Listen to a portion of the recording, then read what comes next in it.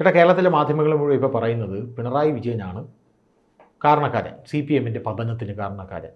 പിണറായി വിജയൻ്റെ ഈ ഇത്തരത്തിലുള്ള പല നടപടികളും, നവകേരള സദസ്സ്, അത് ഇത് ചെപ്പ് ചവറ്, ധാർഷ്ട്യം, ശൈലിയിലുള്ള ഭയങ്കരമായിട്ടുള്ളൊരു ജനങ്ങൾക്ക് അതിനോടുള്ളൊരു അവമതിപ്പ്, ഇതെല്ലാമാണ് കാരണം. ഇതിൻ്റെ കാരണം മൊത്തം പിണറായിയുടെ തലയിലെടുത്ത് വെച്ച് കൊടുക്കുകയാണ് കേരളത്തിലെ മാധ്യമങ്ങൾ മുഴുവൻ.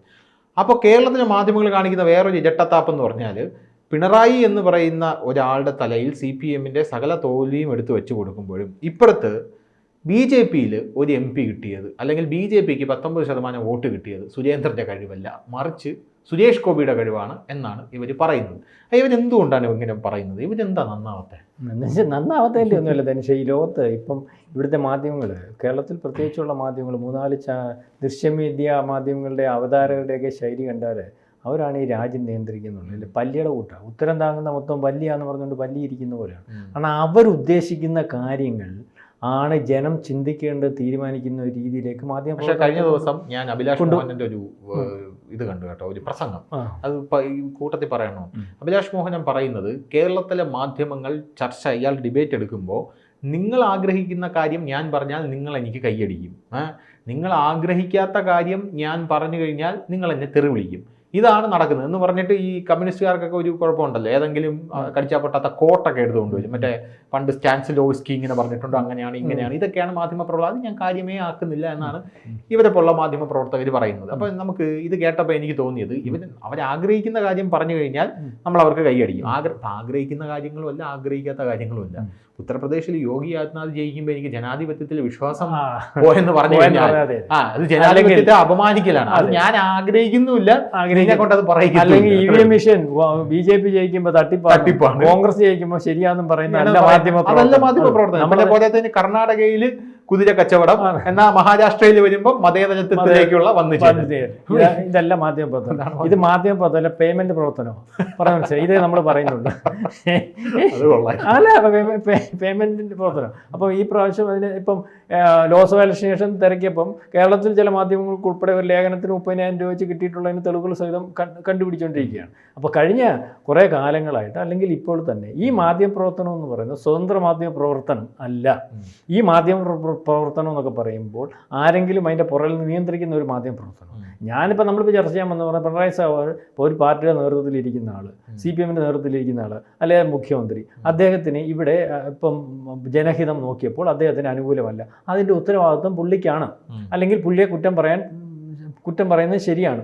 ആ പാർട്ടിയുടെ സെറ്റപ്പ് അനുസരിച്ച്, CPM പറയുന്ന പാർട്ടിയുടെ അനുസരിച്ച് മുഖ്യമന്ത്രിയെ പോലും നിയന്ത്രിക്കുന്നത് പാർട്ടി സംസ്ഥാന സെക്രട്ടറിയാണ്. അപ്പോൾ ഏത് തീരുമാനവും പുള്ളിയുടെ തീരുമാനമാണെങ്കിൽ പോലും അതിൻ്റെ നിയമം അനുസരിച്ച് ആ തീരുമാനം കൊണ്ടുവന്ന് സംസ്ഥാന കമ്മിറ്റിയുടെ അംഗീകാരമില്ലാതെ നടപ്പാക്കാനൊക്കത്തില്ല. ഒരു പക്ഷേ അദ്ദേഹത്തിന് സംസ്ഥാന കമ്മിറ്റിയിൽ ഭൂരിപക്ഷം ഉണ്ടായിരിക്കാം, അല്ലെങ്കിൽ അദ്ദേഹം ആയിരിക്കും നിയന്ത്രിക്കുന്ന എന്ന് നമ്മളങ്ങ് വിചാരിച്ചാൽ പോലും അങ്ങനെ നടക്കത്തുള്ളൂ.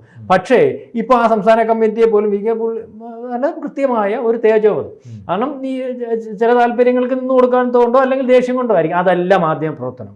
പിണറായി വിജയൻ ഈ നാടിന് നല്ലത് ചെയ്യുന്നുണ്ടെങ്കിൽ, അല്ലെങ്കിൽ സുരേന്ദ്രൻ ഈ നാടിന് നല്ലത് ചെയ്യുന്നുണ്ടെങ്കിൽ, അല്ലെങ്കിൽ നരേന്ദ്രമോദി ഈ നാടിന് നല്ലത് ചെയ്യുന്നത് നല്ലതാണെന്ന് പറയുകയും, ഇത് ഇവരൊക്കെ തന്നെയും ഈ നാടിന് മോശമായിട്ടും സ്വന്തം താല്പര്യത്തിന് വേണ്ടിയും ജനാധിപത്യ സംവിധാനം ഉപയോഗിക്കുന്നുണ്ടെങ്കിൽ മോശമാണെന്ന് പറയുകയും അതിനെ തിരുത്തുകയും ചെയ്യുന്ന മാധ്യമ പ്രവർത്തനമാണ് നമ്മൾ പണ്ട് കണ്ടിട്ടുള്ളതും വായിച്ച് പഠിച്ചിട്ടുള്ളതും കേട്ടിട്ടുള്ളതും. ഇപ്പം അതല്ലല്ലോ നടക്കുന്നത്. ഞാനീ പറഞ്ഞു, ഇതിൻ്റെ ഇങ്ങനെയാണെങ്കിൽ ഈ സുരേന്ദ്രനെ എന്തിനാണ് ഇവർ ഉപദ്രവിക്കുന്നത്? നിങ്ങൾ കണ്ടിട്ടുണ്ടോ ചില മാധ്യമ പ്രവർത്തകരും ചില യൂട്യൂബുകളൊക്കെ നമ്മൾ പറഞ്ഞിട്ടുണ്ട്, കാര്യമാണ് പറഞ്ഞിട്ടുണ്ട്. നമ്മൾ ഇവർക്കെല്ലാം അനുകൂലമായിട്ടും പറഞ്ഞിട്ടുണ്ട്, പ്രതികൂലമായിട്ടും പറഞ്ഞിട്ടുണ്ട്, കാര്യങ്ങളെ പറഞ്ഞിട്ടുണ്ട്. നമ്മൾ ചർച്ച ചെയ്യും. നാളെ ചില ആൾക്കാർ പറയില്ല, ഒരാൾ മോശം കാണിച്ചാൽ മോശം അല്ല എന്ന് പറഞ്ഞ് സപ്പോർട്ട് ചെയ്യേണ്ട അതൊന്നുമില്ല. നമ്മൾ നരേന്ദ്രമോദിയും കുഴപ്പമാണെങ്കിൽ നമ്മൾ ചർച്ച ചെയ്യും. നരേന്ദ്രമോദി നല്ല ചെയ്യുമ്പോൾ നല്ലതല്ലെന്നും അല്ലെങ്കിൽ ചാണകമാണെന്നും പറയാൻ നമ്മളില്ല. മനസ്സിലായില്ലേ? ദൈവം സഹായിച്ച് ഇവിടെയുള്ള കമ്മ്യൂണിസ്റ്റുകാർ ചെയ്യുന്ന നല്ലത് നമുക്ക് പറയാനായിട്ട് അവസാനം അവര് തന്നെ ഇപ്പൊ തന്നെ നമ്മൾ കഴിഞ്ഞ ടോക്കിൽ, അല്ലെങ്കിൽ കുറച്ചു മുമ്പ് നമ്മൾ എങ്ങനെയാ പറഞ്ഞ അങ്ങനെ പറയാൻ പറ്റൂ. അല്ലെങ്കിൽ നമ്മളോട് ചെയ്യുന്ന കൂറുകേടാ. അറിയാവുന്ന കാര്യം അല്ലെങ്കിൽ സത്യസന്ധമായുള്ള ഒരു കാര്യം വളച്ചൊടിക്കേണ്ട കാര്യം എന്തോ?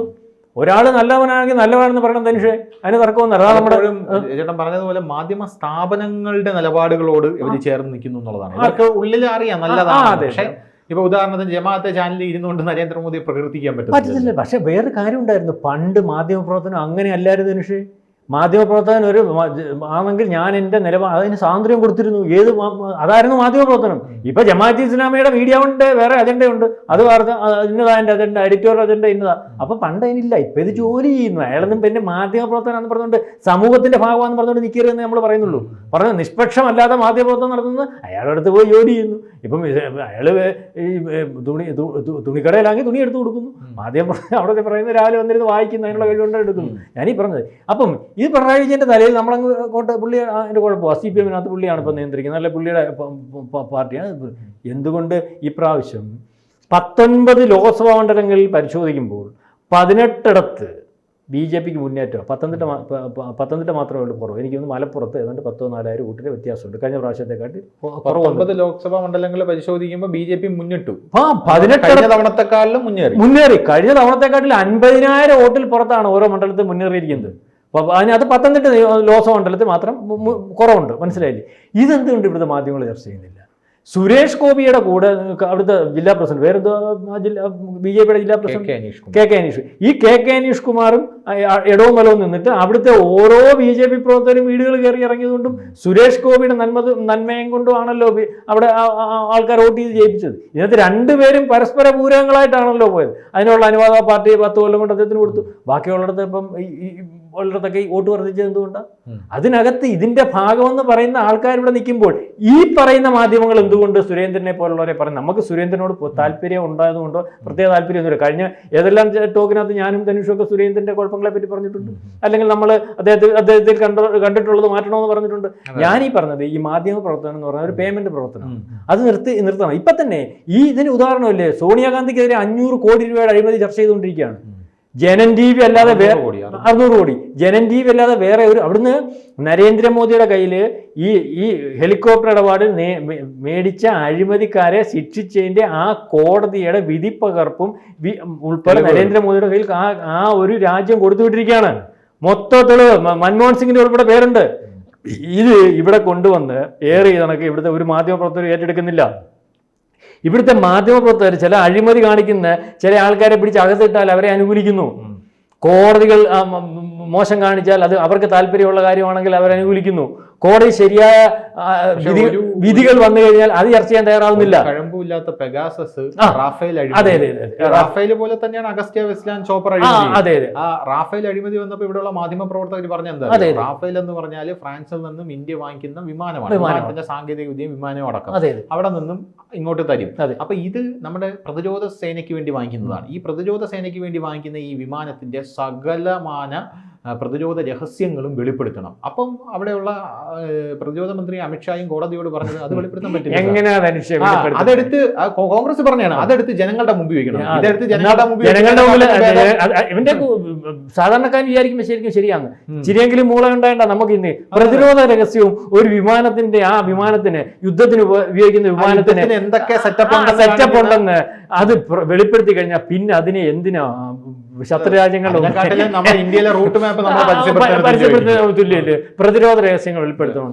ഇതേ കോൺഗ്രസ് തന്നെയാണ് പറഞ്ഞത്, നമ്മൾ അവിടെ രഹസ്യ അറ്റാക്ക് നടത്തിയില്ലേ, അതിന് തെളിവ് ബാലാക്കോട്ടിൽ അവിടുത്തെ പട്ടാളത്തിന്റെ തെളിവ് കൊണ്ടുവരണമെന്ന് പറഞ്ഞാൽ, അപ്പം അതൊന്നും നമുക്ക് പറയണ്ട. അത് ഇവിടുത്തെ ആൾക്കാരെ തെറ്റിദ്ധരിപ്പിക്കുന്ന രീതിയിൽ ഇതിനെ സപ്പോർട്ട് ചെയ്യുന്ന മാധ്യമം ഇപ്പൊ തന്നെ കഴിഞ്ഞ ദിവസം ഭയങ്കര ചർച്ചയാണ്. ബ്രൂഡാട്ടി, അവരുടെ പേരെന്തോ ബ്രൂറാത്തി, അയാളെ ആരാ സപ്പോർട്ട് ചെയ്ത്, അയാൾക്ക് ഫണ്ട് ചെയ്ത് ആരാ? ജോർജ് സോറോസ് അല്ലേ ഫണ്ട് ചെയ്ത്? ഇവിടെ എന്തൊരു ചർച്ചയായിരുന്നു. പക്ഷെ ഇപ്പോഴും അറിയത്തില്ല ജോർജ് സോറോസ് ആണോ ഫണ്ട് ചെയ്യുന്നതെന്ന് അറിഞ്ഞില്ല. പക്ഷെ അവൻ ജർമ്മനിയിലാണ് അല്ല ജോർജ് സോറോസ് ഫണ്ട് ചെയ്യുന്ന കഴിഞ്ഞ ദിവസം അതിന്റെ തെളിവ് കെജ്രിവാളിനെ ജയിലിൽ പിടിച്ചിട്ടപ്പോഴും ജർമ്മനിയിൽ നിന്നാണ് പ്രതിഷേധങ്ങൾ കൂടി. അമേരിക്കയ്ക്ക് സങ്കടം വന്നു. സങ്കടം വന്നു. ചില ജഡ്ജിമാർക്ക് ഒന്ന് ഇറങ്ങി പോയിട്ട് വരട്ടെ ഇലക്ഷനിൽ. യുവമാരുടെ ഒക്കെ ഇപ്പൊ വിചാരം ഉണ്ടല്ലോ, നരേന്ദ്രമോദി താഴെ ഇറങ്ങിയതിന്റെ പ്രധാനപ്പെട്ട കാരണം ധ്രുവറാത്തി. RSS മോദിയോട് മോദി തിരിച്ചിരുന്നോണ്ടെന്നാണ് യഥാർത്ഥത്തിൽ. RSS കൂടെ മോദിയുടെ കൂടെ ഉണ്ടായിരുന്നെങ്കിൽ 400 അല്ല 450 സീറ്റ് കടന്നു. ഉറപ്പായിട്ടും RSS ഈ പ്രാവശ്യം അവർ ജോലി ചെയ്യാതൊന്നിരുന്നു എന്നാണ് നമുക്ക് മനസ്സിലാവുന്നത്. പിന്നെ മാത്രമല്ല നരേന്ദ്രമോദിയുടെ ഭാഗമെന്ന് വിചാരിക്കുന്ന ആൾക്കാർ വിചാരിച്ചെങ്കിൽ ജയിച്ചു പോകും. ഈ ധ്രുവറാത്തിയുടെ വീഡിയോ ഏറ്റവും കൂടുതൽ കണ്ട ആൾക്കാർ എവിടെയെന്ന് അറിയുന്നത്, ഏറ്റവും കൂടുതൽ ആൾക്കാർ കണ്ടത് വിദേശികളായിരിക്കും. അല്ലല്ല, ഡൽഹിയിൽ അരവിന്ദ് കെജ്രിവാളിന്റെ ആൾക്കാർ. ഡൽഹിയിൽ 7 സീറ്റും. മാത്രമല്ല ഈ താഴെയേറ്റം കിടക്കുന്ന ബീഹാറിൽ കിടക്കുന്ന പശുവിനെ കൊണ്ട് പോകുന്ന ആൾക്കാർ ധ്രുവറാത്തിയുടെ സാധനം കാണാൻ പറ്റത്തില്ലല്ലോ. കാരണം അവനുള്ള കാര്യങ്ങളും അല്ലെങ്കിൽ അറിവൊന്നും ആയിട്ടില്ലല്ലോ. അപ്പൊ ഇദ്ദേഹം പറഞ്ഞത് ശരി തന്നെ, ഡൽഹിയിലുള്ളവരായിരിക്കും കണ്ടവർ 7 ചിന്തിച്ചത്. ഡൽഹി നമ്മളെക്കാട്ടിലും പരിഷ്കൃത സമൂഹം പറയുന്ന ആൾക്കാരാണ്. ധ്രുവരാജിന്റെ വീഡിയോ നമ്മളിവിടെ ഇന്ന് കണ്ടു, എന്നിട്ട് നമുക്ക് ഒരു സീറ്റ് കിട്ടി. ചരിത്രത്തിൽ ഡൽഹി കഴിഞ്ഞിട്ട് നമ്മളായിരിക്കും ഏറ്റവും കൂടുതൽ. മനസ്സിലായി? അപ്പൊ ഇത് എങ്ങനെയാണെന്ന് രീതിയിൽ ചിന്തിക്കാൻ പറ്റും. ഞാൻ ഈ പറഞ്ഞത് ഈ മാധ്യമ പ്രവർത്തനം കേരളത്തിലെ ദൃശ്യമാധ്യമങ്ങളും സ്വതന്ത്ര മാധ്യമ പ്രവർത്തനമില്ല. പണ്ട് ഏതെങ്കിലും ഒരു ഭാഗത്തിന് വേണ്ടി മനോരമ ഒരു ചായ കോൺഗ്രസിന് വേണ്ടി എഴുതുക. ഇപ്പം കൃത്യമായ രാജ്യവിരുദ്ധ ശക്തികളുടെ ഫണ്ടിങ് മേടിച്ചിട്ടുള്ള അല്ലെങ്കിൽ രാജ്യവിരുദ്ധ പ്രവർത്തനം, രാജ്യത്തിന് താല്പര്യമില്ലാത്ത പ്രവർത്തനമായിട്ട് മുന്നോട്ട് പോകുന്ന ഒരു മാധ്യമ പ്രവർത്തനമാണ്. ആ മാധ്യമ പ്രവർത്തനത്തിനെ ജനം തിരിച്ചറിഞ്ഞ് ഓരോ വാർത്തയും വായിക്കുമ്പോൾ ആ വാർത്തയ്ക്ക് വാസ്തവം ഉണ്ടോ എന്ന് ഇവിടുത്തെ പത്രങ്ങൾ വായിക്കുമ്പോൾ അന്വേഷിച്ച് മുന്നോട്ട് പോകുന്നത് തന്നെ ആയിരിക്കും ശരിയായ രീതി.